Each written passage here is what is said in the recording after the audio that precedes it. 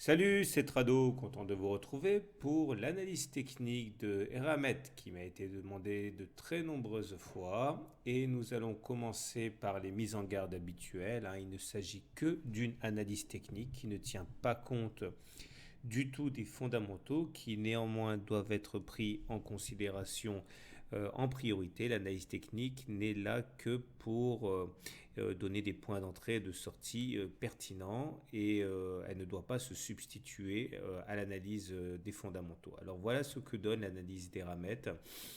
On va commencer par l'unité journalière, mais surtout par un suivi de la moyenne mobile à 150 périodes, qui est un petit peu le juge de paix entre les haussiers et les baissiers. Selon ce critère, quand on passe au-dessus de la moyenne mobile à 150 périodes, on peut effectivement espérer avoir une impulsion haussière, comme il y a eu ici, même si ça a été un peu minimaliste, hein.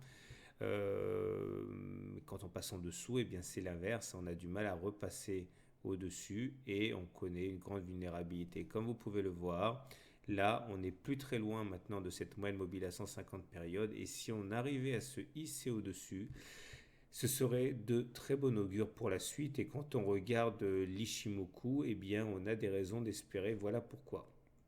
Regardez, ceci c'est le nuage et comme vous pouvez le voir, quand on passe en dessous du nuage, quand on est en dessous du nuage, on est soumis à des accélérations baissières très fortes.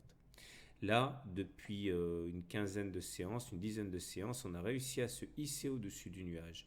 Donc c'est une excellente nouvelle, d'autant que la lagging span ici, qui est en fait notre filtre, confirme ce signal puisqu'elle est toujours au-dessus des cours.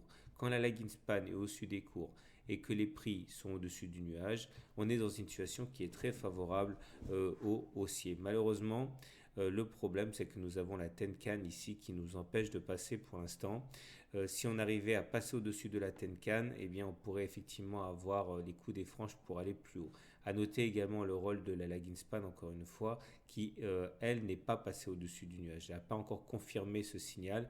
Là où vraiment les choses pourraient être très intéressantes, c'est si la lagging span également arrivait à se hisser au-dessus du nuage pour confirmer eh bien, les bonnes prédispositions et dispositions de l'action. Graphiquement, on voit pourquoi on a eu effectivement un moment de grâce là, puisque regardez, on était en train d'évoluer à l'intérieur de ce biseau descendant. On sait que les biseaux descendants se cassent plus souvent par le haut que par le bas et c'est pour ça qu'on est sorti par le haut ici avec une accélération haussière. Malheureusement, on est venu s'enfermer dans un canal ici qui a été sollicité il y a 3-4 séances. Tant que le canal est maintenu, eh bien on peut envisager effectivement de continuer d'évoluer de manière positive. Attention néanmoins à une cassure de ce canal bleu là qui pourrait effectivement être annonciateur d'une période de latéralisation voire même de baisse, mais enfin pour l'instant c'est pas la peine de s'inquiéter pour rien, on est toujours dans le canal. À noter que selon la théorie des biseaux, les objectifs sont d'aller chercher les points auxquels on a accroché la partie haute du biseau, c'est-à-dire dans un premier temps les 30 euros et dans un deuxième temps pourquoi pas les 43 euros ici. Une chose après l'autre. Pour l'instant, eh bien, on est toujours en train de doucement se diriger vers les 30 euros. On va terminer avec l'analyse purement technique, hein, c'est-à-dire des indicateurs techniques, et on voit que les choses sont un petit peu mitigées à ce niveau. Contradictoire en ce sens que le MACD en noir ici est passé en dessous de son signal. Et c'est également le cas du stochastique ici, hein, en noir, qui est passé en dessous de son signal également. Ça nous met dans une situation assez inconfortable de vulnérabilité au niveau des indicateurs techniques. Néanmoins, le RSI, lui, est toujours au-dessus de 50 et ça montre que les haussiers sont toujours aux commandes.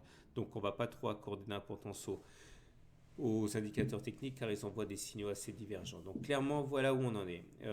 Vous prenez Ramet, ok, vous regardez la valeur des fondamentaux. Actuellement, elle est à 24 euros, 24,5 euros. À vous de juger, au regard de ce que vous savez de la valeur, si elle vaut plus, 30, 40, ou si elle vaut moins, 20, 15, etc. Si vous pensez qu'au regard des fondamentaux, cette action est décotée et qu'elle mérite plus, eh bien vous avez un bon point d'entrée tout de suite si vous êtes pressé, hein, puisqu'on a rebondi sur le bas du canal pour aller viser les 30 euros et pourquoi pas plus haut. Vous avez également un autre point d'entrée intéressant, ce serait au cas où on passerait au-dessus de la Tenkan, et a fortiori si la lagging span passait au-dessus du nuage. Enfin, si vous êtes plutôt baissier parce que vous pensez que... Ah non, et enfin, si on arrivait à se hisser au-dessus de la moyenne mobile à 150 jours, ce serait également un bon point d'entrée. Si vous êtes plutôt baissier parce que vous pensez qu'au regard des fondamentaux, c'est une action qui est déjà surcotée, eh bien vous avez un bon point d'entrée tout de suite puisque justement on a du mal à passer la Tenkan. Vous avez un autre point d'entrée intéressant, c'est si on sortait du nuage par le bas aux alentours de 18 euros, il y aurait sans doute une accélération baissière. Voilà, je vous renvoie donc aux fondamentaux et je vous dis à très bientôt pour une autre analyse technique.